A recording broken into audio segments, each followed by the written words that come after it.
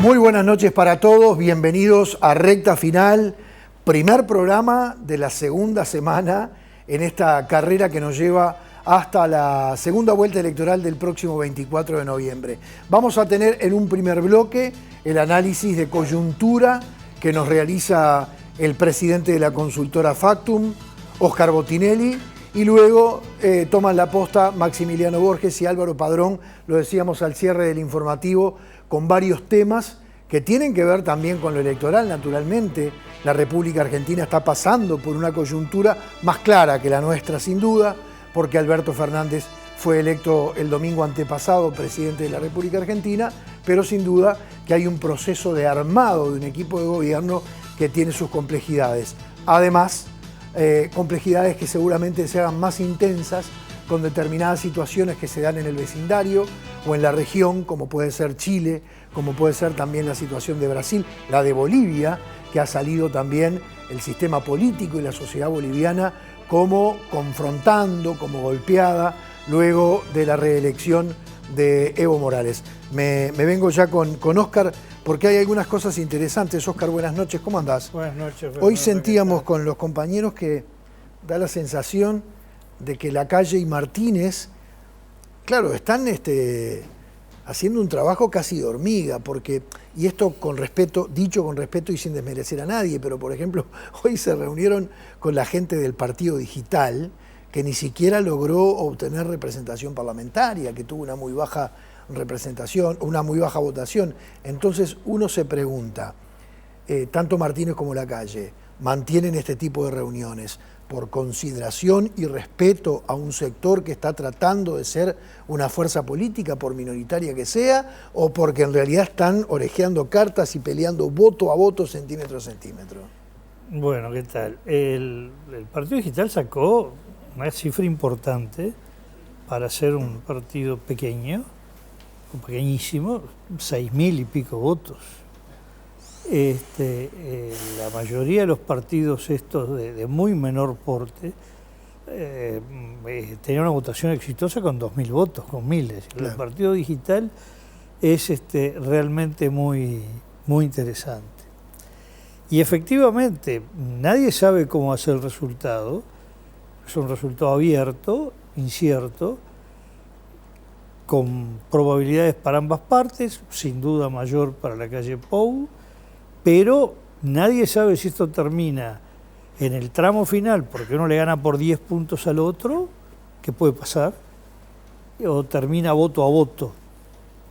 Digo esto porque cuando uno dice, no, las probabilidades uno las ve relativamente parejas, con ventaja para uno, y dice, entonces termina voto a voto. Digo, mire, yo no veo un partido de fútbol. Puede ir 80 minutos 0-0, y no quiere decir que va a terminar como mucho 1-0. En los 8 o 10 minutos que falta, uno hace un gol y de repente el otro se derrumba y termina en 5-0. Es decir, que haya probabilidades parejas no quiere decir que termina voto a voto. Eso se verá después, son temas distintos. De lo que acabas de decir se desprende que para vos el favorito es Lacalle.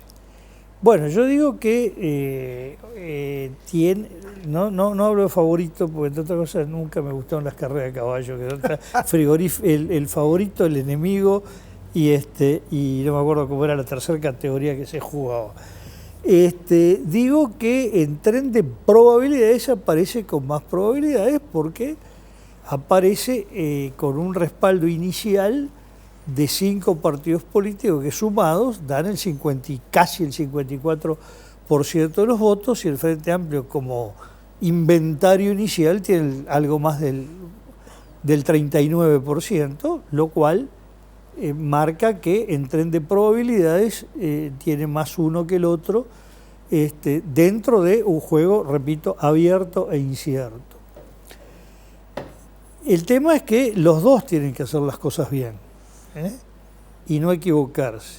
Yo, por ejemplo, estoy un poco sorprendido con los Frente Amplistas de Colonia, porque una de las estrategias del Frente Amplio es: vamos a tratar de captar, palabra que creo que se llama Dorsi, los punteros blancos disconformes con Lacalle Pou.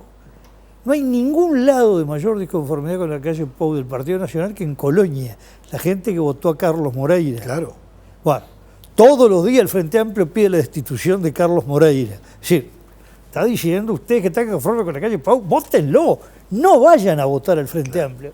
Es sorprendente cómo la visión local les hace perder el norte y son unos 12.000 votos que hay ahí y los están afirmando en contra del Frente, ¿no? Bueno, entonces hay que tener cuidado con esos errores que realizan que no he visto del otro lado. Del lado de la actual oposición no he visto errores de esa magnitud. Lo que uno ve es la calle Pou con un plan muy claramente elaborado, estratégico, con un objetivo que es el mayor entendimiento posible, que si puede ser una coalición es una coalición, sino un entendimiento. ¿Cuál es la diferencia con una coalición?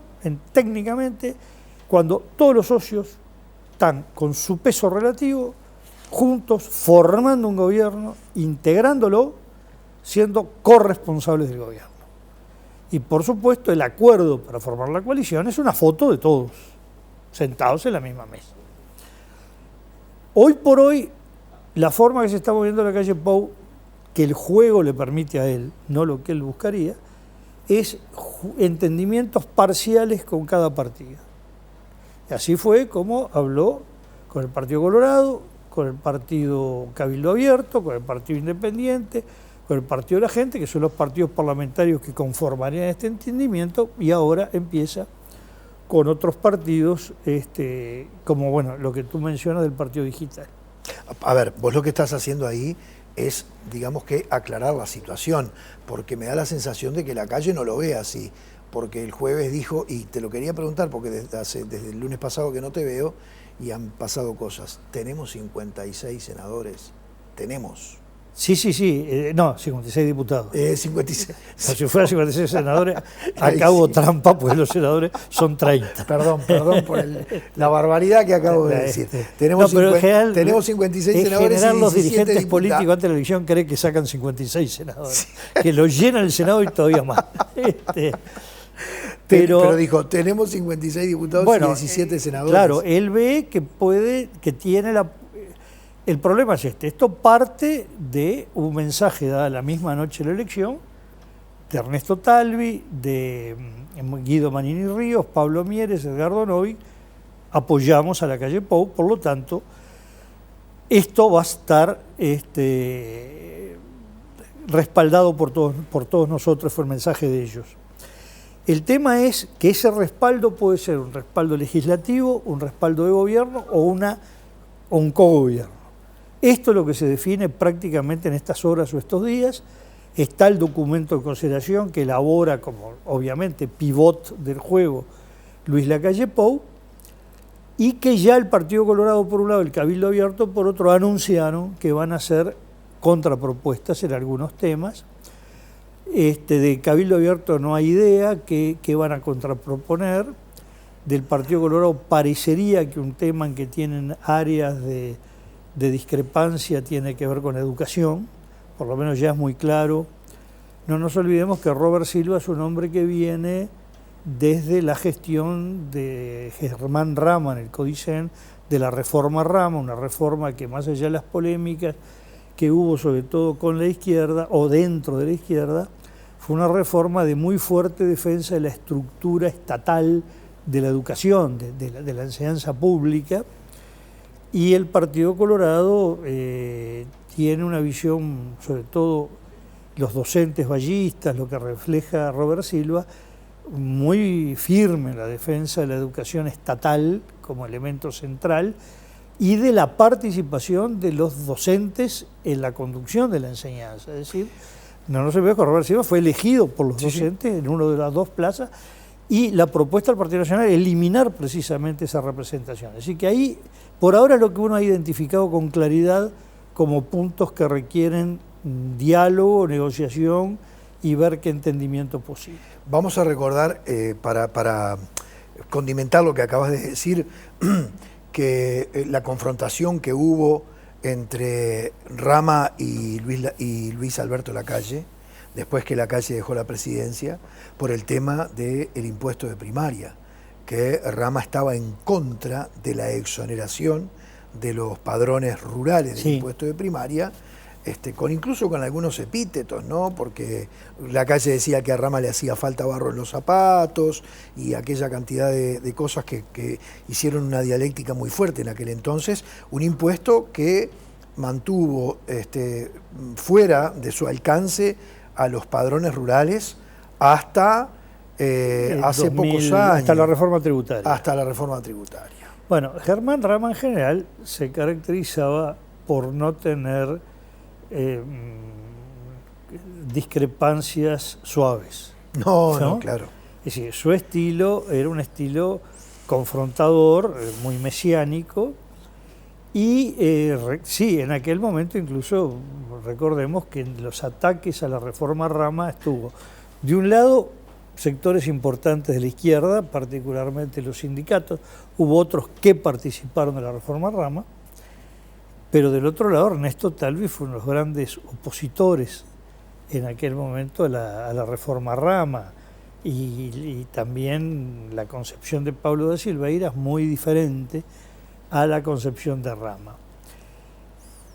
Ahora, el tema del Frente Amplio es que todavía, así como es clarísima la estrategia, recordemos antes que nada una cosa: los balotajes se pueden disputar de dos maneras, que no quiere decir que los dos contendientes tengan que hacerlo igual. Lo que parece el diseño original del criterio de balotaje es bloque contra bloque. Francia, y comienzo de la Quinta República, la unión de izquierdas contra el bloque republicano-golista. Uruguay, este es el segundo balotaje de verdad. Lo que tuvimos fueron dos pseudo-balotajes, que a mi juicio fueron exageraciones de la reforma del 96, que es hacer ir a un balotaje cuando un partido ya tiene por sí solo mayoría parlamentaria. Era un poco de hacer una segunda elección donde no había chances para el segundo. Una cosa es Argentina, que aún teniendo medio país en contra se puede ganar, como pasa ahora con el 47%. Pero el otro extremo, que con 50 diputados y la mitad del Senado todavía se vaya a un balotaje. Te estás refiriendo a las elecciones de 2009 y 2014. 2009 y 2014. O sea, los auténticos balotajes fue el del 99 y este, donde ningún partido tiene mayoría parlamentaria y todo es cómo construye la mayoría de votos. Bueno, la del 99 fue casi bloque contra bloque. Es decir, hubo un bloque que ganó, que tenía 55 diputados, que era Partido Nacional y Partido Colorado. El bloque más fácil de armar y más claro porque es dos comensales a la mesa. Además ya habían sido socios que venía, en una coalición de gobierno, que venían, ¿no?, de la coalición plena del gobierno con Sanguinetti y de una cuasi coalición con Lacalle, sobre todo de 2/3 o 3/4 del Partido Colorado. El Frente Amplio, de hecho, fue casi un bloque, porque era el Frente Amplio con la mayoría del Nuevo Espacio, que luego terminó convergiendo, con el apoyo personal de Rafael Michelini, aunque no se pronunció oficialmente el Nuevo Espacio porque hubo un sector contrario a ese apoyo. Pero tuvo un algo de bloque contra bloque y hasta cómo se manifestaron los votos, con pérdidas de un lado, ganancias del otro, pero fue muy de juego de bloques. Existe otro tipo de balotaje que es a captación abierta, le llamamos nosotros. Y este es uno mixto en que la fórmula de Lacalle Pou y Beatriz Argimón va a afrontar el balotaje como cabeza de un bloque conformado, todo indica que se termina de conformar, hay un preacuerdo con 5 partidos, que conforman precisamente 17 senadores y 56 diputados. Y del otro lado sale el Frente Amplio a la captación abierta, es decir, con su solo respaldo político partidario y la búsqueda de ensanche a través de captación de votantes que no fueron del Frente Amplio. Y acá es donde todavía falta un poco que el Frente Amplio termine de afinar la estrategia. Por un lado, hay una captación que parece más cercana, que es los votantes de Unidad Popular. Más allá de lo que haya definido el partido en una línea refractaria, es muy difícil que los votantes lo sigan, y pongo un solo ejemplo. Uno de los temas que importa muchísimo, Unidad Popular es un partido, una alianza de movimientos y partidos que le importa mucho la política exterior. Y dentro de ella el tema Venezuela. Bueno, claramente el Frente Amplio asegura la continuidad de una política de neutralidad y búsqueda de diálogo que se ve reforzada primero por el cambio político que hubo en México hace casi un año, y ahora el cambio en Argentina. Partido Nacional, que tiene una discrepancia muy fuerte con toda la coalición que se formó, tiene una discrepancia muy fuerte, considera que es equivocada la política que sigue el gobierno uruguayo, que no es correcta y que debe ir a otro tipo de política más próxima a la que sigue el llamado Grupo de Lima o Estados Unidos.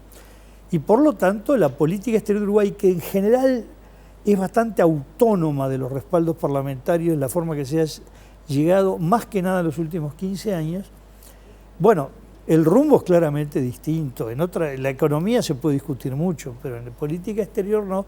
Y no veo a los votantes de Unidad Popular diciendo, lo digo en italiano, me ne frego la situación de Venezuela, ¿no? Entonces, yo creo que va a captar 9 de cada 10 votos de Unidad Popular fácilmente. A pesar de que en realidad Unidad Popular preferiría otra cosa, preferiría un pronunciamiento más frontal del Frente Amplio y más claro pro Venezuela. Está perfecto, pero... Es decir, ha optado el gobierno del Frente Amplio por la neutralidad, que en realidad, a ver, quiero abrir un paréntesis y conocer tu opinión, después los compañeros Álvaro Padrón y Maximiliano también seguramente puedan meterse en este tema, pero hay algo que está claro, quienes tenemos medianamente cierto grado de formación jurídica en materia internacional. Una de las materias de la carrera de Derecho es Derecho Internacional Público. Y privado también. Privado también, pero el privado es una obra de ingeniería, ¿eh? Lo que hizo Savigny, el cambio el cambio que ha habido en estos últimos años. Claro, es una obra de ingeniería. Pero con respecto al Derecho Internacional Público, si hay algo que a cualquiera que más o menos lo conozca le queda grabado a fuego, es el principio de no intervención, la libre determinación de los pueblos. Bueno, el tema es que si empiezo en este tema, no hablo más de Uruguay. No, te entiendo. No te quiero. Es muy largo hablar, sí, porque ha ido cambiando mucho, hay muchas teorías modernas sobre el tema.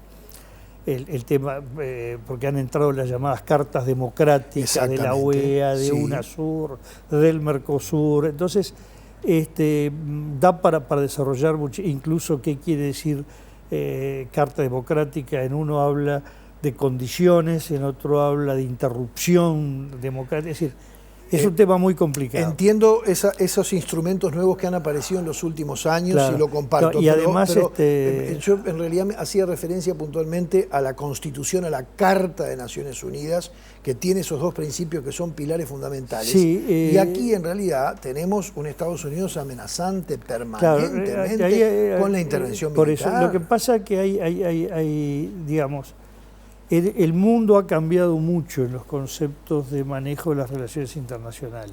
Pues yo, de alguna manera quiero eludir el tema en cuanto a que da para desarrollarlo. No terminamos más. Muchísimo, y no es el centro de lo mío. Quizás esto da para hablarlo después largamente, porque se entronca con un tema histórico. ¿Cuál es el tema de Uruguay respecto al concepto de neutralidad que aparece ya en el Tratado Preliminar de Paz que da origen a esto como Estado independiente? Ahora bien, estaba hablando de la captación de Unidad Popular, que si bien sí no coincide con la política exterior del Uruguay, naturalmente está mucho más cerca de la política. La prefiere antes que la de Bueno, de alguna manera, muchos en el Frente Amplio que tampoco están de acuerdo con esta actitud de estricta neutralidad, la apoyan plenamente frente a otra postura, porque hay dos en este momento en esta zona del planeta.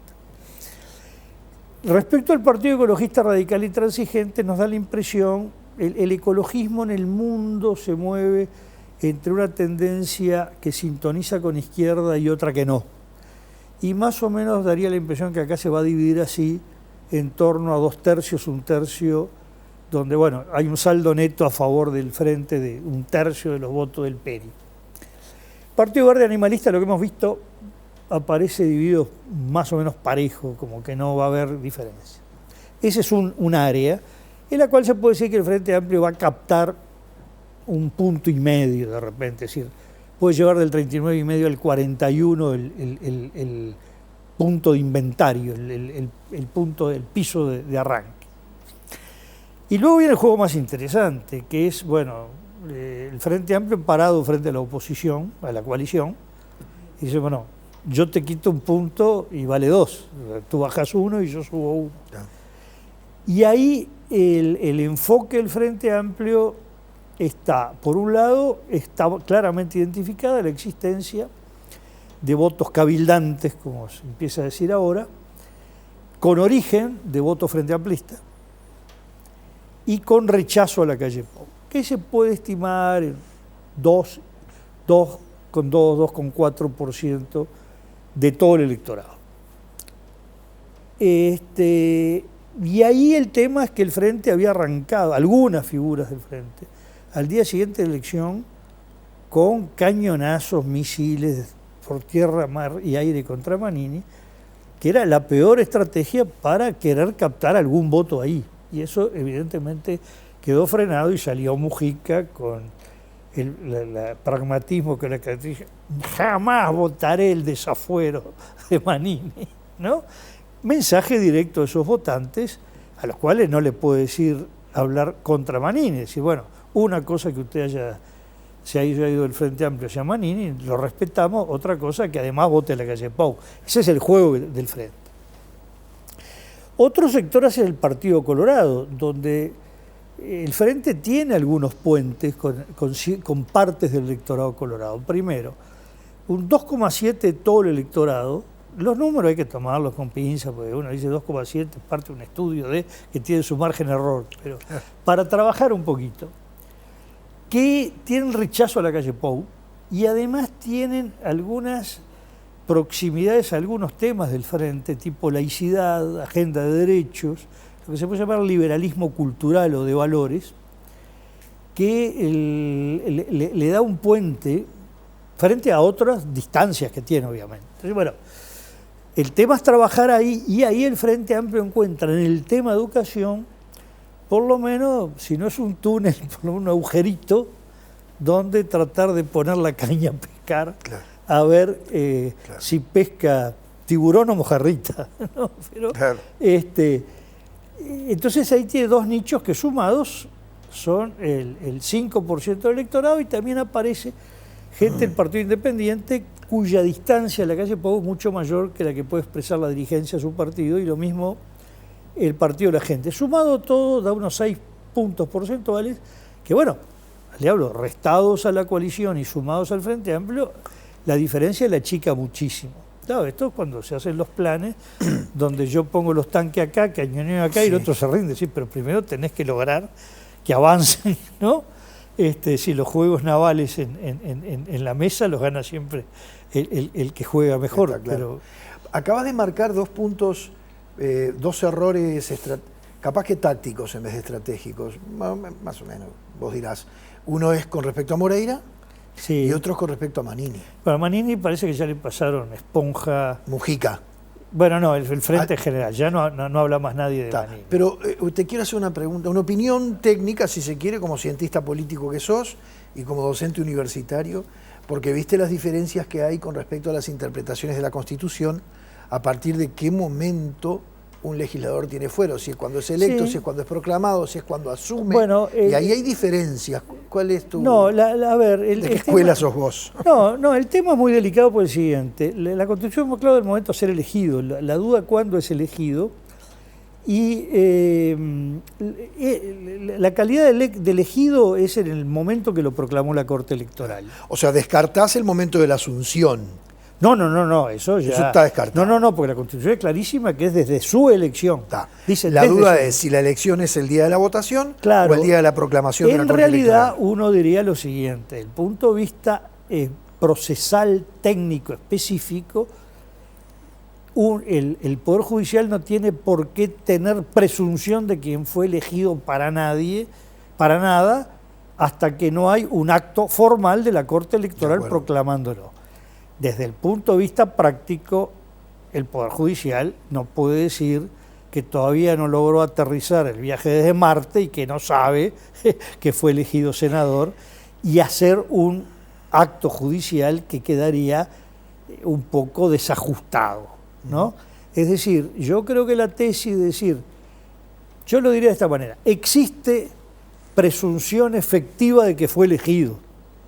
Existiendo esa presunción de que fue elegido y por lo tanto que va a ser proclamado como tal, esperemos en todo caso, yo creo que lo que se apresuró un poco a decir pido el desafuero, es decir, esperemos la audiencia hasta que se pronuncie la Corte Electoral, que ahí se consuma la situación. El fiscal Morosoli tomó esa posición, que además quiero hacer una aclaración, el viernes, vos no estabas, pero el viernes pasado hablé del fiscal Morosoli y me equivoqué y dije el fiscal Diego Pérez, es un fiscal también del fuero penal, pero optó por eso. ¿Por qué? Bueno, no sé, no, puede ser que no se le haya ocurrido otro camino. ¿Por qué él podría haberlo imputado el viernes mismo? Creo creo que eso hubiera generado una polémica fenomenal, porque era ya trabajar sobre una irrealidad, que es, como no está proclamado, igual sigue con un procedimiento que se termina 4 días después. Pero el fiscal tiene la convicción de que cometió el delito, tendría que estar haciendo esas especulaciones. No es flagrante delito. Y la intervención previa al pronunciamiento del cuerpo es cuando es el delito flagrante, porque es el solo efecto de impedir la continuidad del delito. Si no, tiene que operar el fuero.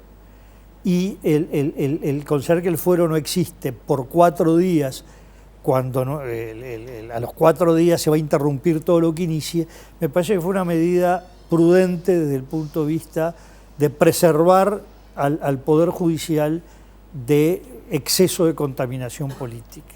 No nos metamos en un debate jurídico que a mí me apasiona, creo que es flagrante. No sé si... flagrante contra... la definición de flagrancia la tengo clarísima. Está la propia e impropia. Aquí no hubo denuncia, aquí el fiscal observó la presunción de la comisión de un delito y eso para él fue infraganti delito y por lo tanto procedió. Infraganti cuando ocurrió.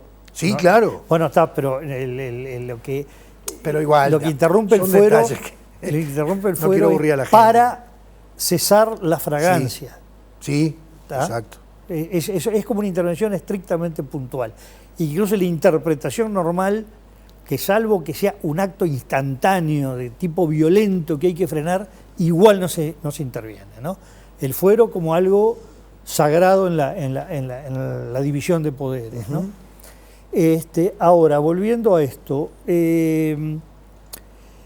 la tercera estrategia del Frente Amplio, estas dos son claras y van en parte hacia el voto, más hacia cabildo abierto, y hacia voto a voto, pero ya con un contenido más conceptual e ideológico hacia los colorados, sobre todo planteando el tema educación como tema central.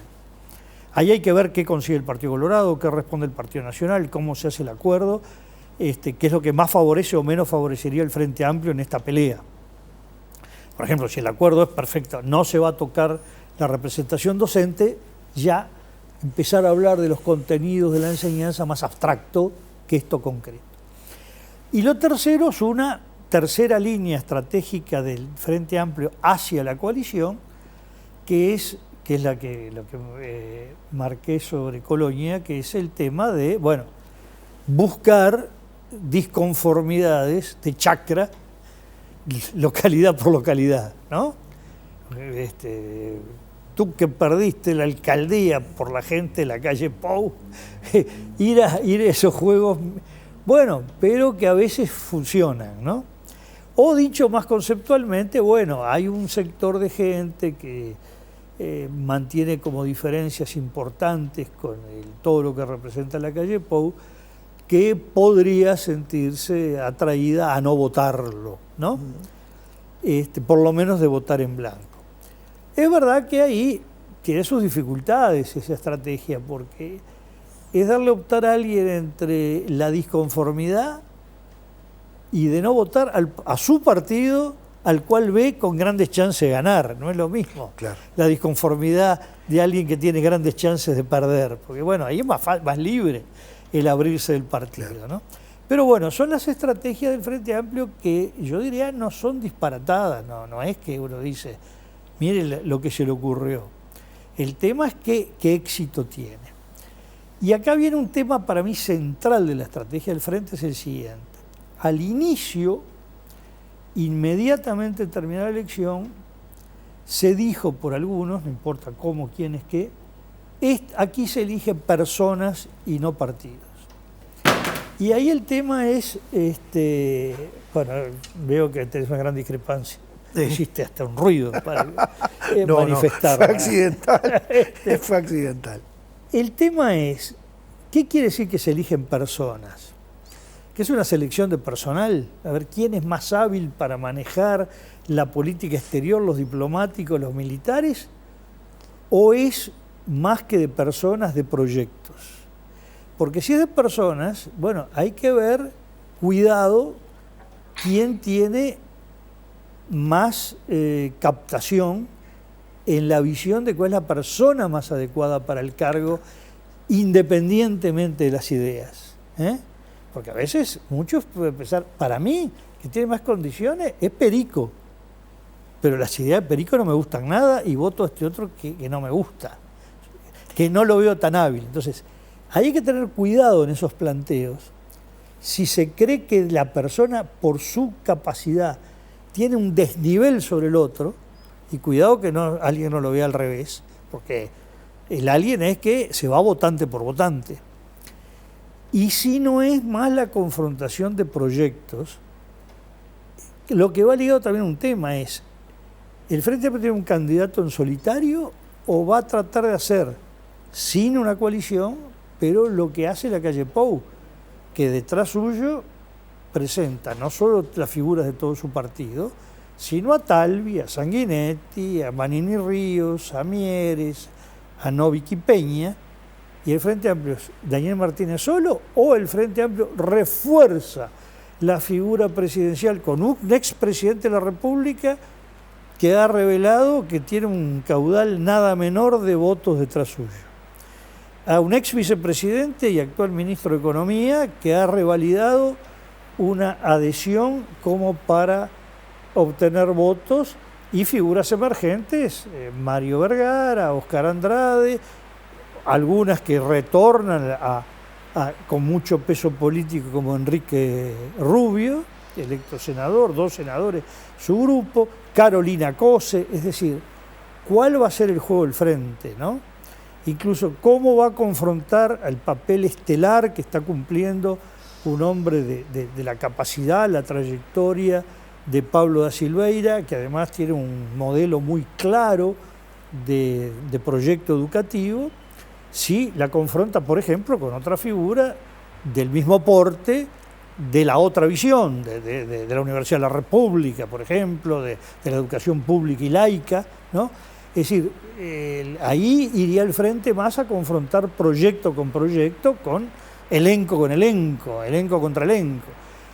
Lo otro, si no, sería como una persona, pero no contra otra persona, con todo otro elenco, y ahí me parece que es un tema de definición estratégica del Frente Amplio que probablemente se despeje en los próximos días, que parecería sustancial. En una instancia que dijimos, nos parece que la elección fue ayer, ¿no? Sí. Fue hace 8 días, pero 8 de 28. Es decir, ya quedan solo 20 de 28. Transcurrió más de la cuarta parte. Cada día es mucho tiempo en una instancia tan cortita. Un par de cosas que te quiero preguntar, sí, justamente en relación, o por lo menos relacionado a esto que acabas de decir del tiempo.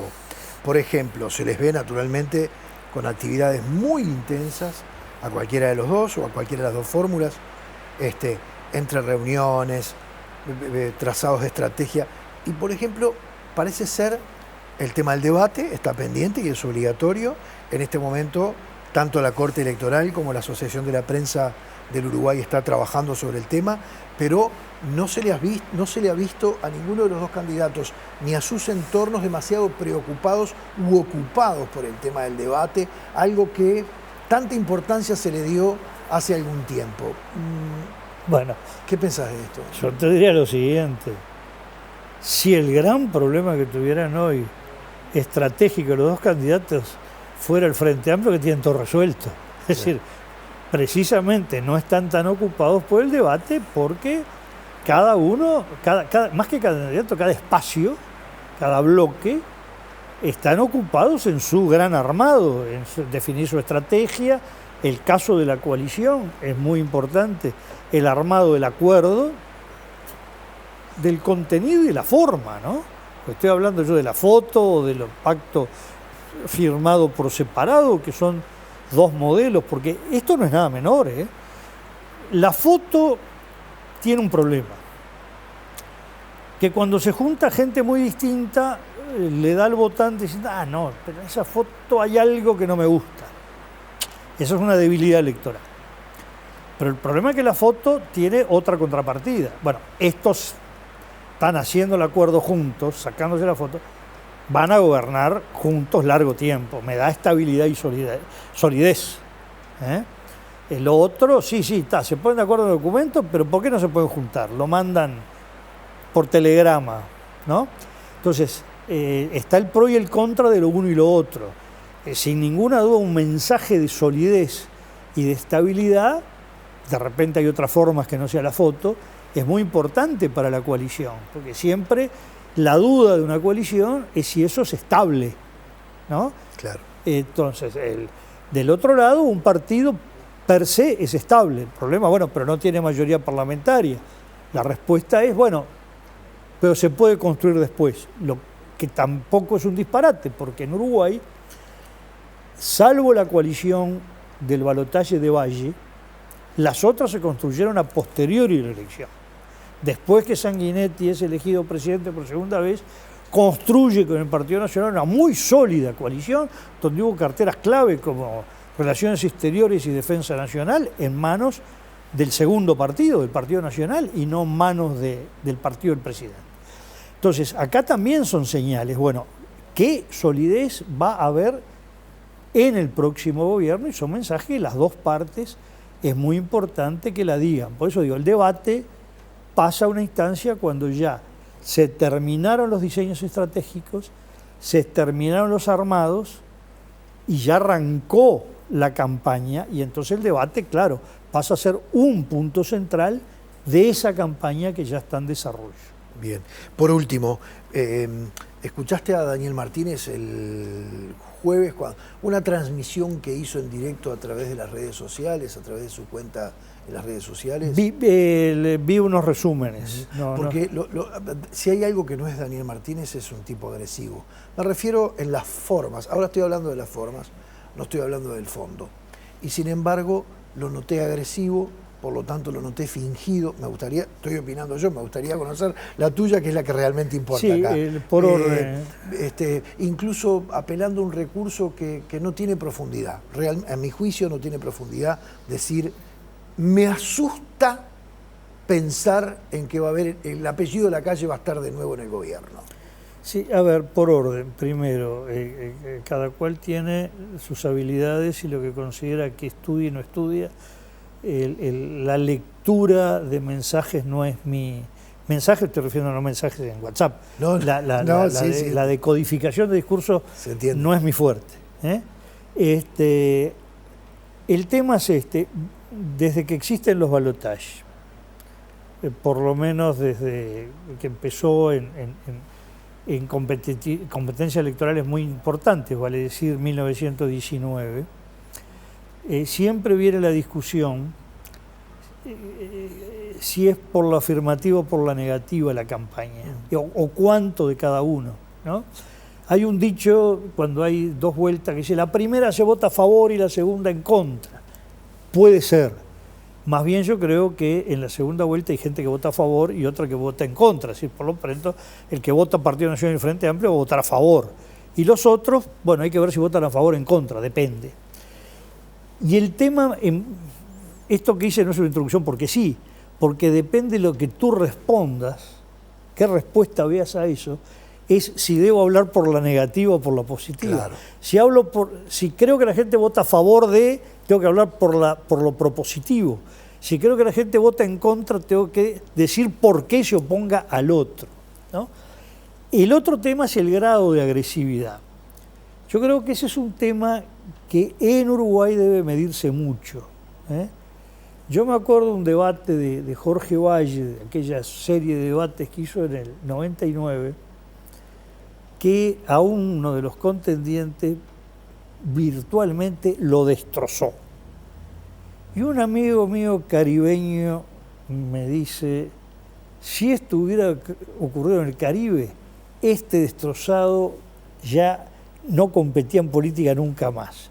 En Uruguay creo que fue el que terminó ganando el debate. Claro. El uruguayo no tolera que el otro sea ferozmente agresivo. Entonces, eso es lo que todos tienen que medir. Por ejemplo, el levantar cucos, que ambas partes de distinta manera lo hacen y lo van a hacer.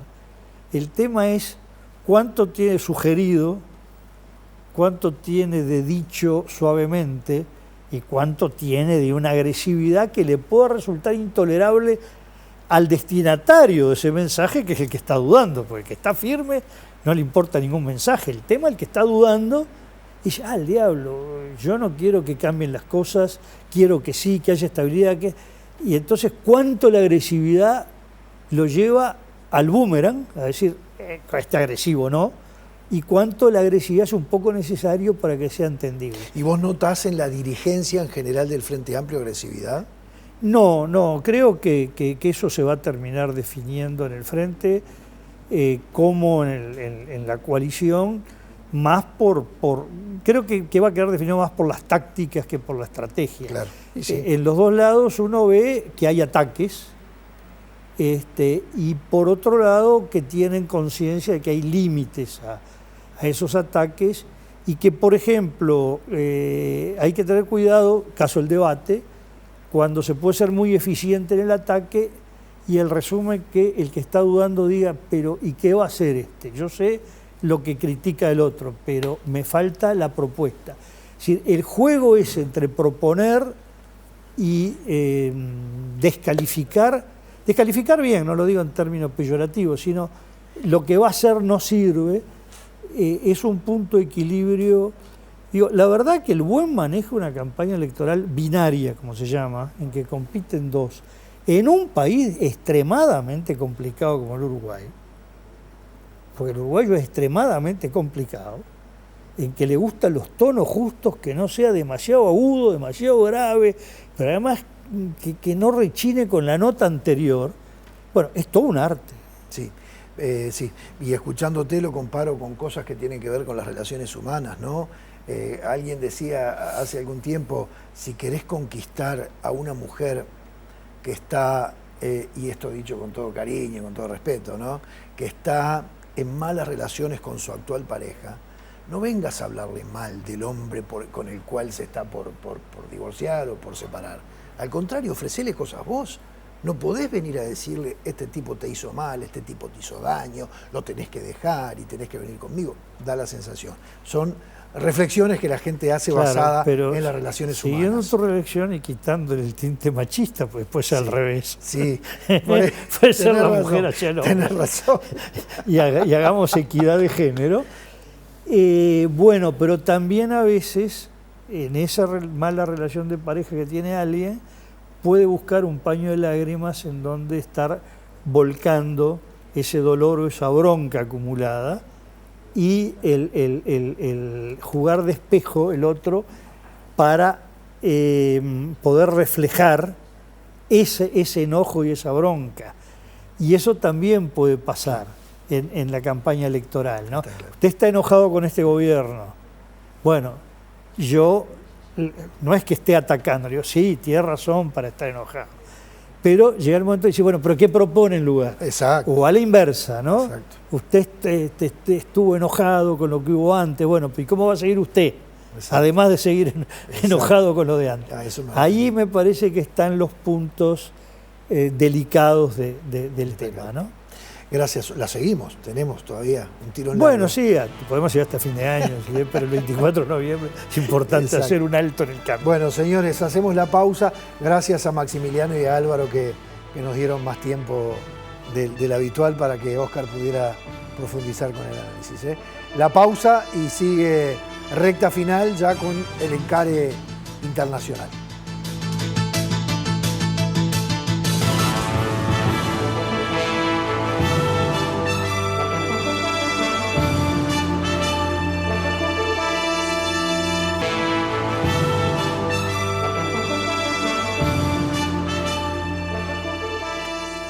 Segundo bloque de recta final por la pantalla de Televisión Nacional. Como es habitual ya todos los lunes, tuvimos en el primer bloque el análisis de Óscar Botinelli junto a Fernando Blanco y ahora vamos a encarar la región en la que deberá asumir el nuevo gobierno de Uruguay, lo que les estamos trayendo todos los lunes en el horario habitual de 7.000 millones, no solo por lo que está pasando en Argentina, ya con un gobierno electo, lo que está pasando en Bolivia con un gobierno electo, pero que está siendo auditada la elección por la Organización de los Estados Americanos, lo que está sucediendo en Chile con las masivas manifestaciones que continúan hoy en las calles de Santiago y las siempre polémicas declaraciones del presidente de Brasil, Jair Bolsonaro. Está sucediendo mucho en la región, Álvaro. Sí, y además tiene que ver con, como vos decís, ¿no? En qué región va a asumir un nuevo gobierno en Uruguay, pero también en qué ámbito regional se está desarrollando nuestra campaña, que es la conexión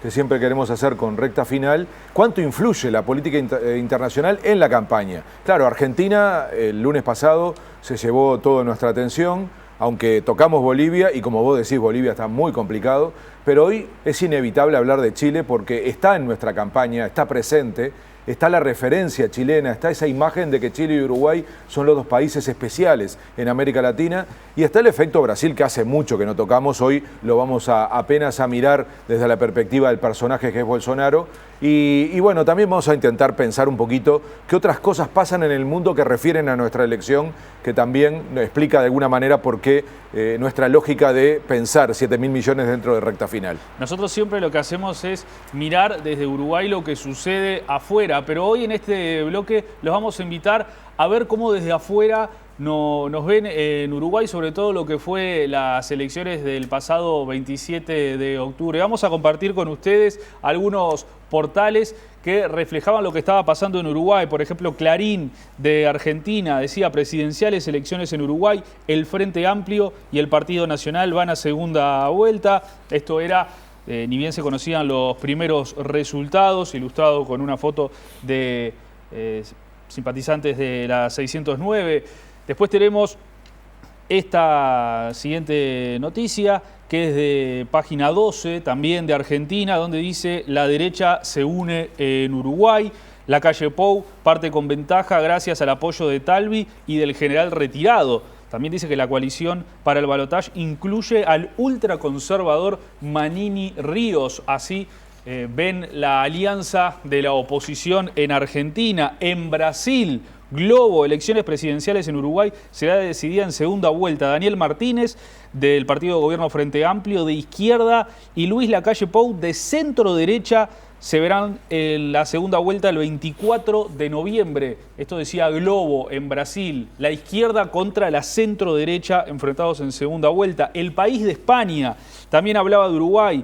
Los uruguayos deciden si dan un giro a la derecha. Las elecciones de este domingo ponen a prueba la fortaleza del Frente Amplio tras 15 años de gobierno. Así se veía en España la elección en Uruguay.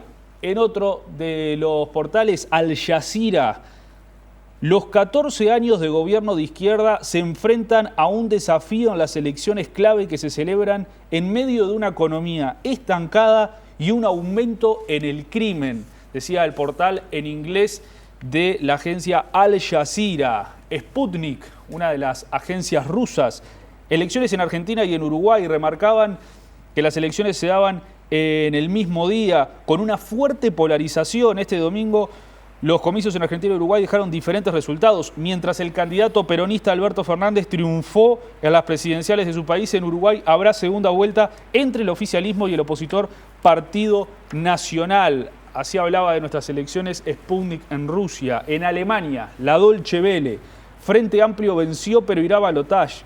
En las elecciones de Uruguay, la izquierda obtuvo una victoria amarga. Luis Lacalle Pou, del Partido Nacional, mejoró sus números y ya recibió el apoyo de la oposición, lo que le podría dar mayoría parlamentaria. Así cubría la Deutsche Welle.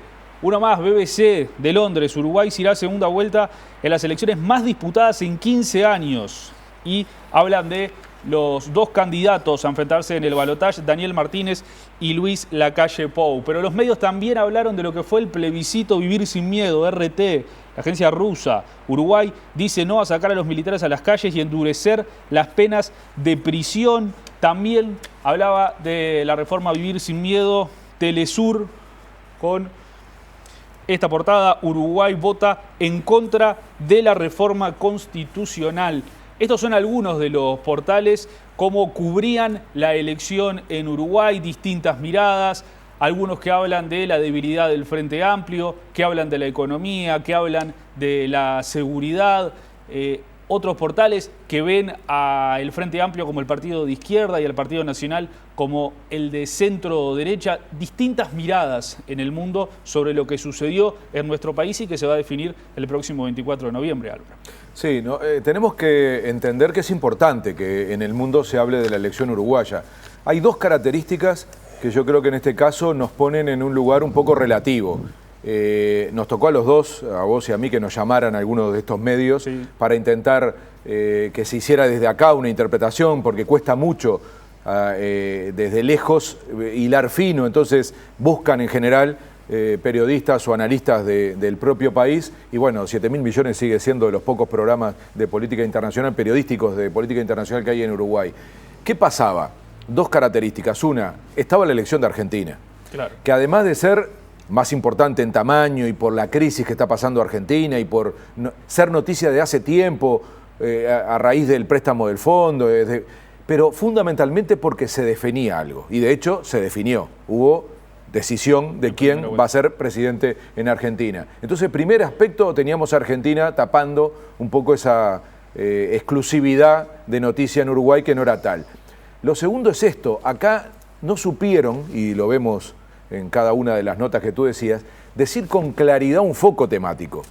Se hacen referencias a una paridad, a una polarización, las referencias al plebiscito, pero ya ves que fueron relativamente pocas. Es decir, les costaba el foco temático, ese titular que es lo que cualquier periodista busca para llamar la atención del lector. Entonces, entendamos, en primera vuelta no es interesante. Nos interesa a nosotros porque, bueno, es nuestra elección, pero en general, y salvo, como vimos, muchos medios de Argentina, varios de Brasil, es difícil que una elección como la primera vuelta en Uruguay atraiga la atención. Va a ser mucho más importante en la segunda vuelta.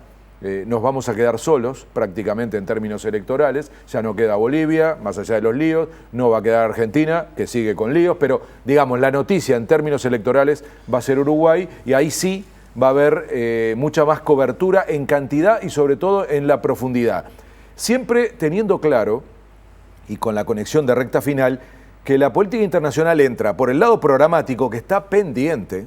Veremos en el debate que se está anunciando ya con fecha si definitivamente los dos candidatos discuten política internacional, discuten qué van a hacer con la inserción internacional de Uruguay, que es la mejor forma de que entre la política internacional a nuestro debate, porque es la discusión programática. Después viene lo que yo llamo las chicanas políticas, que es que un partido le acuse al otro que tiene relaciones con la dictadura de Maduro y el otro diga que sacó fotos con Macri. En fin, esa referencia a lo internacional más para polarizar, para de alguna manera confrontar la campaña, y esta que acabamos de hacer es otra forma de entrar en la campaña electoral, que es, repito, cómo nos ven.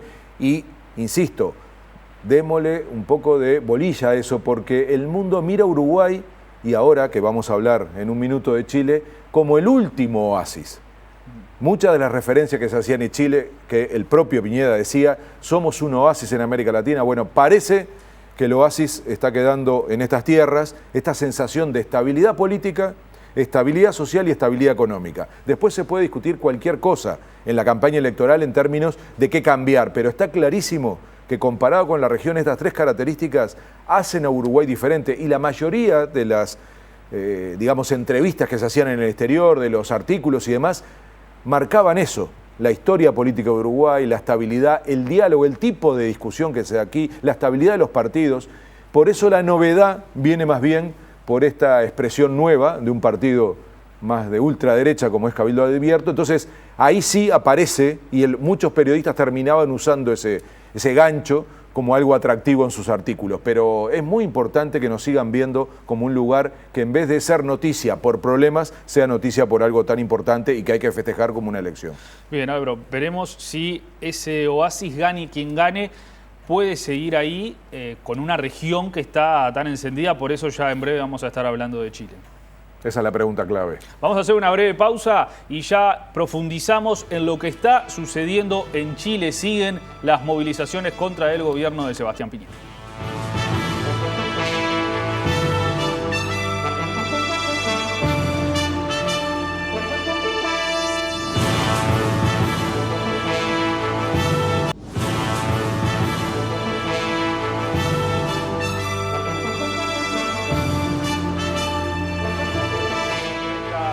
La pantalla de Televisión Nacional, analizando la región en la que deberá asumir el nuevo gobierno de Uruguay el año que viene. Estábamos en el bloque anterior repasando cómo los medios internacionales cubrieron la elección en nuestro país, y ahora nos vamos a centrar en Chile, lo que está sucediendo en ese país que desde el 18 de octubre se encuentra con masivas manifestaciones en las calles, con muertos, con detenidos, con heridos, y no encuentra la calma Chile, Álvaro. No, es una crisis, ¿no? Y yo creo que lo primero es caracterizar la crisis, y la verdad es que es una crisis que va a durar. Viene para rato, esto no se arregla fácil, nos vamos a acostumbrar a ver a Chile en esta clave, por eso la sorpresa, ¿no? Yo diría, es como una bomba de tiempo que nadie sabe bien quién la puso, y sobre todo nadie sabe cómo desarmarla. La gran pregunta hoy en Chile es cómo se para esto. Y miren que han intentado pararlo y no le encuentran. Claro, yo digo una bomba de tiempo y parece como si nadie sabe quién la puso y no saben cómo desactivarla, parece que no tuviera responsable, pero hay un responsable de esta bomba que se llama desigualdad. Es una responsabilidad histórica que tiene Chile. Sí. Es algo que no es lo mismo que pobreza, porque Chile no está visto como un país particularmente pobre, ni siquiera que la imagen que uno tiene en sectores incluso humildes de la sociedad sea estrictamente pobreza como en otras zonas de América Latina. Sin embargo, es muy importante la idea que tiene hoy la sociedad chilena de que lo que hay es efectivamente desigualdad, injusticia. Hay ricos muy ricos y otros que no consiguen nada de esa riqueza. Entonces, fíjense qué particular, ¿no? El propio presidente es la imagen de eso. O sea, es un hombre que viene del mundo empresarial, dueño de empresas muy grandes, las más grandes de Chile. Su esposa saliendo a hacer declaraciones muy particulares sobre los privilegios. Debemos disminuir nuestros privilegios y compartir con los demás. Esa fue la frase de la primera dama de Chile. Sí, entonces claro, es como una especie de reconocimiento. Al otro día es que sale Piñera a pedir disculpas. Y claro, de lo que la gente siente. Entonces, yo creo que ahí hay una primer gran responsabilidad. Hay una segunda, que es rara para nosotros porque aquí, si bien nos quedaron coletazos, lo resolvimos relativamente rápido, que es la transición democrática. En Chile sigue habiendo una constitución de la época de la dictadura, de 1980. O sea, es la constitución hecha por Pinochet. Recuerden que Pinochet quedó como senador vitalicio del Parlamento. Imaginen los militares uruguayos que hubieran quedado como legisladores después de superada la dictadura. Termina saliendo por, ¿se acuerdan, no? El episodio en Inglaterra. O sea, un fenómeno externo a Chile hace que Pinochet deje de ser un personaje central en Chile y empiece su decadencia. Entonces, el poder militar está vigente en Chile y eso también la gente lo ve como una herencia, como una de las cosas, como un privilegio, porque además son privilegios también económicos de parte de los militares que controlan un porcentaje de las ganancias del cobre que es el principal rubro de exportación de Chile. Entonces, la combinación de la desigualdad, de ver que algunos hacen que al país le va bien, pero que ese irle bien al país lo concentra a unos pocos y no se redistribuye en el conjunto, más el hecho de seguir sintiendo a la dictadura como presente, al poder militar, a los privilegios militares, las jubilaciones, los recursos, la influencia en la sociedad. Entonces, ese combo estalló por algo absolutamente mínimo, porque si no, no lo entendemos. Sí, fue la suba un peso equivalente a un peso uruguayo fue la suba del metro. Y estamos en este momento a ya 2 semanas de que no deja de incrementarse la radicalidad de la, bueno, pasó de la lo crisis. mismo en Nicaragua, ¿no?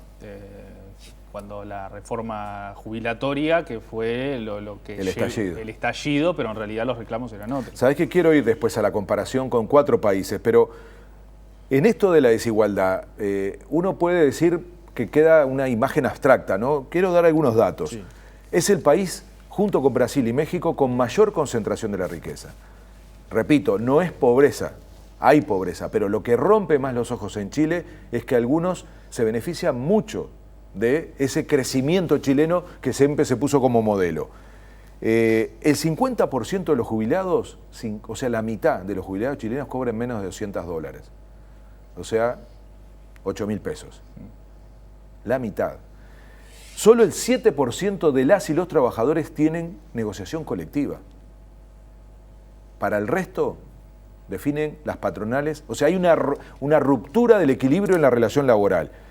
Y lo que más hoy escuchamos, junto con estos temas en la calle, es la incapacidad del Estado, o sea, del gobierno, de controlar servicios públicos. ¿Por qué? Porque Chile es el paradigma de la privatización. En América Latina, otro de los elementos y de las herencias de la dictadura. La educación, la salud y la seguridad social. Por no nombrar los servicios básicos como agua, luz, combustible y transporte, que es el disparador de esta crisis, no solo por el aumento del precio, sino por el efecto de que cuando quieren revertir esa medida, tienen que sacar una ley porque no puede el Estado influir en áreas en donde la decisión la toma el mercado. Entonces la sensación de la gente de que no hay quien los proteja, de que las cosas ocurren solo a partir de la lógica de la ganancia, llegó a un punto de hastío que es en gran medida no por el peso que subió, sino por este hecho de sentir que la vida depende de las relaciones entre el mercado y el consumidor. Por eso es que se están generando, por ejemplo, cabildos ciudadanos en Chile, donde ya participaron 10.000 personas en 73 comunas del país, abiertos y autoconvocados, que es, según lo definen, un espacio para los marginados, ¿no? También se habla de una asamblea constituyente. Todos apuntan a reformar esa constitución que es una herencia de Pinochet para poder encontrar una salida a lo que está sucediendo en Chile. Pero en todo esto, Álvaro, el rol de Piñera, ¿en qué posición queda? Porque cada movimiento que da no da resultado y se va debilitando cada vez más, mientras miles y hasta millones de personas en las calles están pidiendo que sea él el que renuncie, porque él renovó a 8 ministros, no cambió nada. Dio marcha atrás, hizo lo que pudo con el aumento del metro, no cambió nada. Y lo que se pide es que se vaya Piñera. Sí, es muy buena tu pregunta porque Piñera hizo todo mal. En lo que habla el manual de la política, ahí parecen algunas cosas comparables con Macri, algunas de las cosas que le pasaron a Macri, porque primero se enojó, cosa que no es bueno que un político transmita, ¿no? Sobre todo cuando se trata de la gente, no quedó esa imagen, y es el segundo error que comete, de que estaba enfrentando algo organizado. Entonces dice, estamos en guerra. Bien. Nadie entendió, incluso el encargado militar de lo que era en ese momento la seguridad, de alguna manera le enmendó la plana diciendo, yo no estoy en guerra con nadie, un militar, ¿no? En relación al presidente civil que acababa de decir, estoy en guerra. Y la pregunta inmediata, ¿en guerra con quién? ¿Con qué? Y él decía, un enemigo poderoso. Entonces, gran error, porque la gente empezó a sentir que la estaban acusando de una intencionalidad cuando, o sea, rompió más todavía su relación con la opinión pública. Luego se le ocurre el toque de queda y por lo tanto la represión. Y ahí logra un efecto increíble, que es multiplicar la movilización. O sea, en vez de disminuir la movilización la multiplica al punto de llegar a una movilización de 1.200.000 personas. Estamos hablando, imaginen, en una escala como la uruguaya, o sea, es increíble la movilización de ese viernes, que claro, es ahí donde él termina de darse cuenta el error que estaba cometiendo en la relación con su ciudadanía. Piñera siempre fue un presidente con una imagen muy débil. En su anterior gobierno la logró limpiar con lo que sucedió con los mineros, con los 33 mineros. Y un terremoto. Y un terremoto, y ahí fue que logró acomodar un poco su imagen. Pero en sus gobiernos no ha tenido mucha aprobación la imagen de Piñera. Pero es un gran comunicador, es un hombre que sabe comunicar muy bien, que está muy bien asesorado, viene del ámbito empresarial, donde tiene recursos como para saber este tipo de cosas. Entonces, hay mucha gente enojada con él de su entorno. Incluso cuando se va en el gobierno anterior, le regalan un libro en donde de alguna manera tratan de mostrarle que el error que cometió en aquel momento había sido, ¿se acuerdan?, el conflicto con los estudiantes de secundaria, que le dicen los pingüinos.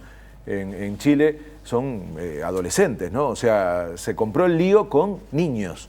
Bueno, ahora se compró el lío con la inmensa mayoría de la población. 94%, una encuesta de esta semana, cree que en Chile tiene que haber cambios. 94%. ¿A quién le vas a echar la culpa si el 94% de tu país opina una cosa? ¿Cómo vas a decir que eso es algo instrumentado, que eso es algo...? En fin, ahí se da cuenta, pide perdón, empieza, bueno, lo que decías, ¿no? Cambia el gabinete, pero claro, es tarde. Entonces, al mismo tiempo se forma ya una plataforma social integrada por 100 organizaciones. Hay que entender que sigue sin tener manija esta movilización, sin embargo, está teniendo expresiones populares, o sea, no está organizada, pero funciona como una expresión, digamos, que es capaz de poner de alguna manera en el banquillo de los acusados al presidente, al gobierno y al sistema político, porque aquí nadie se salva, es decir, hay una responsabilidad histórica de lo que son todos los gobiernos desde la reapertura democrática, más o menos. Intenta una parte de la oposición también canalizar esto, pero hay un juicio duro que hoy tiene como punto fundamental de referencia al presidente. Y apareció, en esto que nos gusta a nosotros de cruzar con la política internacional, el factor Venezuela, ¿no? Se le ocurre al secretario general de la OEA decir que hay un patrón que funciona desde Venezuela y Cuba, que está demostrando, en fin, una cosa un tanto fantasiosa para el tipo de situación que hay en Chile, que es increíblemente masiva. Y más recientemente, otro que siempre ve conspiraciones, Trump, que dice que está el factor ruso detrás de este asunto. Sinceramente, hay que ver Chile, hay que ir a Chile, hablar con la gente de izquierda y de derecha en la calle que dice esto no da para más y que no estuvo ni predispuesta por rusos, por venezolanos que tienen suficientes líos y están mirando desde otro lugar, y nunca se puede operar de la manera que hoy está funcionando la reacción en Chile, que es sumamente popular. Entonces ya desapareció ese relato dentro del discurso presidencial, pero claro, ahí viene lo que vos decís, ¿qué paquete titula una solución para esto? Porque ya no es el metro, ya no es subir algún salario, hacer... Ahora, o es algo grande, o parece que la gente no se siente contenida. Y es lo que decías, la reforma constitucional. Empieza a plantearse una nueva constituyente que rediscuta el pacto social en Chile, que está heredado de la época de la dictadura. Entonces, ahora van por todo. O sea, pero no un sector político. La sociedad en su conjunto quiere cambiar las reglas de juego. Porque no alcanza, repito, ya no sirve que empiecen a tocar aspectos menores. Y esto me lleva a lo que vos planteabas hace un minuto de otros estallidos sociales en la región. Ya nadie recuerda, pero el año pasado tratamos el tema Nicaragua, que se le fue de las manos a Ortega, que tiene grandes capacidades, incluso represivas, de control de la sociedad, y no lo logró hacer, y todo el estallido arranca por el intento de aumento de la contribución patronal y trabajador a la seguridad social. Luego viene Ecuador, mucho más reciente, con un caso parecido, suba del precio del petróleo.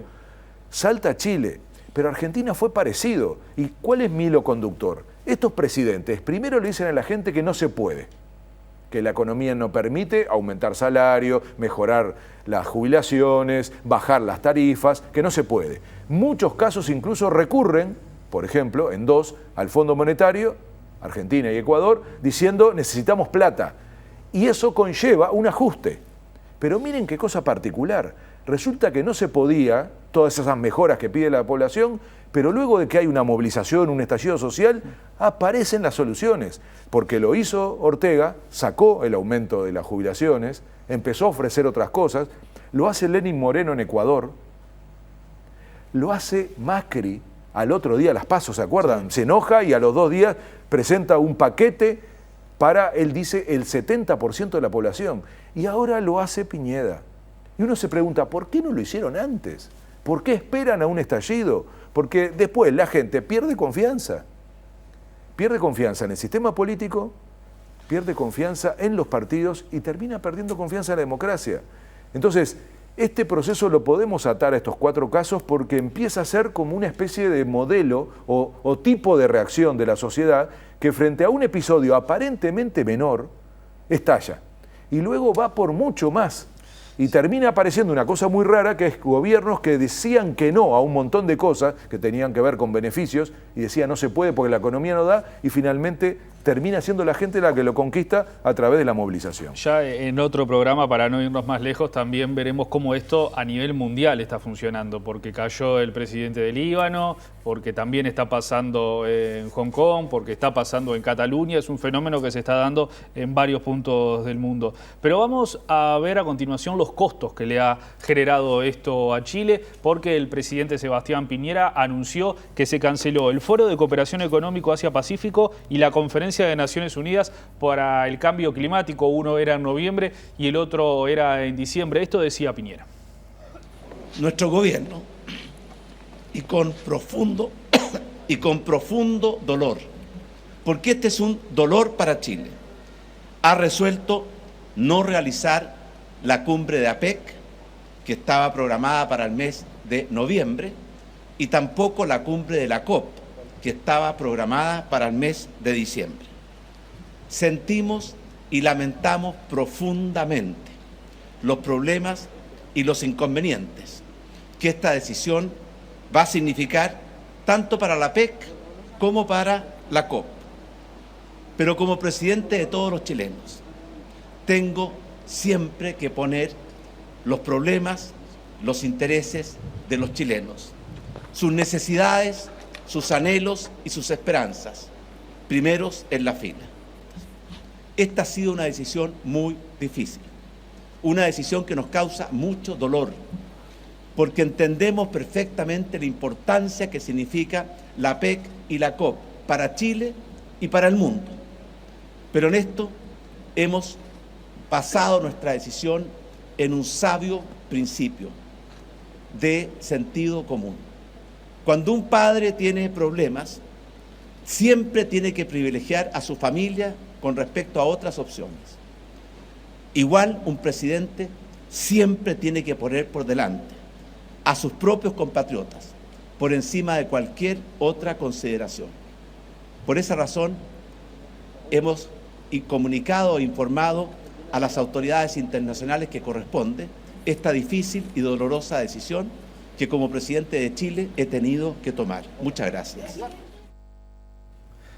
Le cuesta a Piñera hacer este anuncio porque le cuesta caro esto a Chile. Por ejemplo, en la PEC, Donald Trump y Xi Jinping iban a firmar el preacuerdo para ponerle fin a la guerra comercial. Chile iba a ser el escenario donde se le iba a poner fin a ese tema del que venimos hablando hace años. Y hoy también se supo que la Conmebol citó de urgencia mañana a Asunción a dirigentes de Flamengo y de River Plate, porque parecía raro, suspenden estas dos actividades importantísimas a nivel mundial, pero dejaban que se jugara la final de la Copa Libertadores en Chile. También puede perder Chile esta actividad importante y se le va destartalando la estructura a Chile, Álvaro. Carísimo, le está costando carísimo. Vamos a empezar por las vidas, ¿no? Hay 20 muertos. Sí. Y hay una 23. denuncia del Instituto Nacional de Derechos Humanos. Recordemos que está Bachelet como responsable de esta área en Naciones Unidas, una expresidenta chilena que ahora va a tener que actuar, porque ha actuado en otros casos, va a tener que actuar con su país. O sea, le está costando carísimo la represión, le está costando carísimo los destrozos. Están evaluados en 350 millones de dólares los destrozos en el metro y 900 millones de dólares los costos de reconstrucción de infraestructura. Sumen a eso la parálisis de la producción, del consumo y esto que acabamos de ver, que es imposible de valorar. ¿Cuánto le cuesta el prestigio internacional a Chile, que era el país anfitrión de todo tipo de evento y de sedes de organismos que durante mucho tiempo elegían Montevideo, como Aladi, el Mercosur, y desde hace unos 20 años venimos perdiendo siempre con Chile porque ha logrado un marketing que se le cae a pedazos con este tipo de situación en donde suspender un evento de este estilo un mes, 2 meses antes, es un desastre para un país. Entonces, son todos costos que Chile está pagando de una manera muy alta y que nos tiene que hacer reflexionar, y ahí viene un cable a tierra, ¿no? ¿Qué significa este tipo de situación para un país como nosotros? Hace un rato lo comparabas y hacías referencia a la campaña electoral, ¿no? Nosotros, obviamente se nos mete este tema, un primer cable a tierra, estando en recta final, es si en la campaña electoral uruguaya se hace o no referencia a Chile, ocurrió. Sí. Talvi había hecho muchas referencias al modelo chileno, llegó a decir en un momento, Chile nos gana por goleada en todo, después tuvo que aclarar que se refería solo a 2 aspectos y termina diciendo una buena dosis de vallismo le haría bien a Chile. Se refiere claramente al rol del Estado y a la protección a los más débiles, las dos grandes características del modelo vallista, que Chile, por cierto, no tiene. Entonces, ahí hay un primer cable a tierra, ¿no? Va a entrar Chile, yo creo que de alguna manera en esta parte de la campaña va a ser más referencia a Chile que las discusiones que se dieron con Argentina o con Venezuela, porque agrega más valor a un debate programático. Pero luego está esto último que estábamos diciendo. Yo no voy a decir que Uruguay tiene que aprovechar una oportunidad, porque hay que preocuparse mucho por el destino de las y los chilenos que son de nuestra región, en fin, pero es verdad que nosotros tenemos ahora esas cosas que perdió Chile, en términos, por ejemplo, de anfitriones. Y no me voy a referir al fútbol, que por cierto sobran razones. De hecho, Chile se suma a nuestra lógica porque tenemos la historia que tenemos en materia futbolística, pero vale para muchas otras disciplinas en esto que está abandonando, sin quererlo, Chile, que es el de ser un país receptor, sobre todo por su imagen de estabilidad social, política, económica, que ahora definitivamente no puede presentar, no puede ni siquiera garantizar los horarios de los vuelos, la llegada al aeropuerto, la infraestructura, en fin, todo eso va a quedar como un vacío en América Latina. Algo parecido le pasó a Bolsonaro en Brasil, tema que vamos a tocar ahora. Entonces, parece que sí, hay una oportunidad, un cable a tierra que nos permitiría volver a ser, como fuimos durante mucho tiempo, referentes internacionales, anfitriones de encuentros y digo más, de sedes de organismos que necesitan tener representación en América Latina. Bueno, Uruguay parece tener ahora la oportunidad de volver a presentarse así. Bien, Álvaro, vamos a hacer una breve pausa y ya venimos con el cierre de recta final.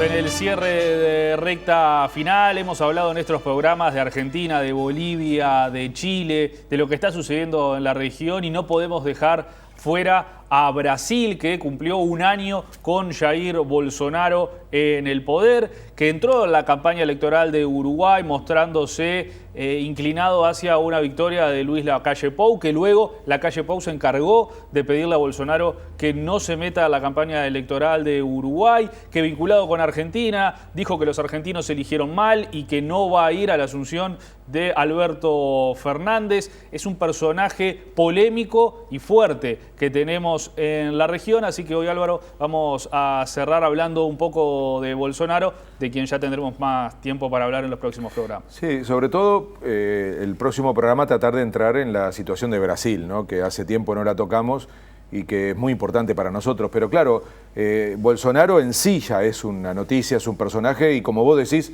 en materia de política internacional, que es nuestro programa, tiene un decálogo de todo lo que no hay que hacer.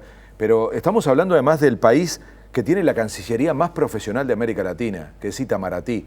Itamaraty fue creada antes que los demás ministerios.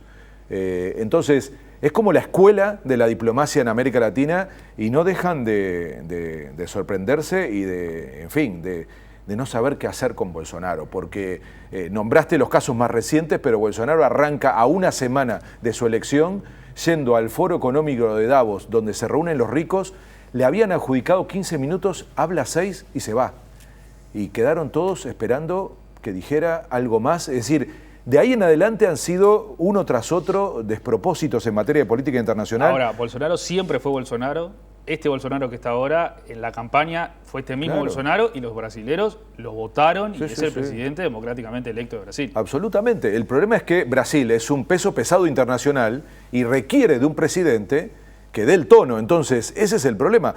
Bueno, en Estados Unidos le pasó de que nadie le quería aceptar ser sede de una entrega de premios, iba cambiando la sede. En fin, tiene episodios en donde empieza a tener problemas serios para representar al país. El incendio en Amazonas, ¿no? La situación que genera con Macron, lo tratamos aquí en el programa, es decir, ubica siempre una forma de hacer política internacional tremendamente polémica. Y esto que tú decías, ¿no? Meterse en elecciones de otros países. Lo hace con nosotros, obviamente en Uruguay se reacciona como corresponde. También tienen problemas quienes quisieron mostrarse cercanos, ¿no? A Bolsonaro. De hecho, le fue muy mal a todos los que intentaron hacer eso en la política uruguaya. Y en Argentina es casi romper el manual histórico de las relaciones internacionales de Brasil. Toda la vida Brasil, cuando asume un nuevo presidente, el primer viaje que hace es a Argentina. Es la primera vez en la historia que ocurre que el presidente electo en Brasil no va a la Argentina. Y ahora dobla la apuesta. Y además de no haber ido a Argentina como primer viaje, termina metiéndose en la elección argentina, diciendo algo en la previa, pero luego haciendo una cosa que vamos a ver. Los que están muy enojados en Brasil no son los cercanos a Alberto Fernández, son los empresarios brasileros que no quieren este tipo de ruido de parte de su presidente porque después esto se traduce en problemas económicos. Veremos también cuánto influye esto en nuestra campaña, por eso la semana que viene nos meteremos un poquito más en Brasil para tratar de ver qué significa Brasil para las elecciones en Uruguay. Dejamos presentado el tema entonces y el lunes que viene en recta final estaremos analizando en profundidad a Brasil, este vecino importante que tiene Uruguay, con este polémico presidente que eligieron los brasileños, Jair Bolsonaro, y su antítesis, ¿no? Alberto Fernández del otro lado, en el otro vecino importante que tiene Uruguay. Y como les decimos todos los lunes, tratamos de entender la región en la que asumirá el nuevo gobierno de Uruguay. Por un lado va a estar Bolsonaro, por el otro va a estar Alberto Fernández, y de eso estaremos hablando el próximo lunes en recta final. Todo por hoy, nos reencontramos el próximo lunes a las 20:30 en recta final por la pantalla de Televisión Nacional. Gracias por estar.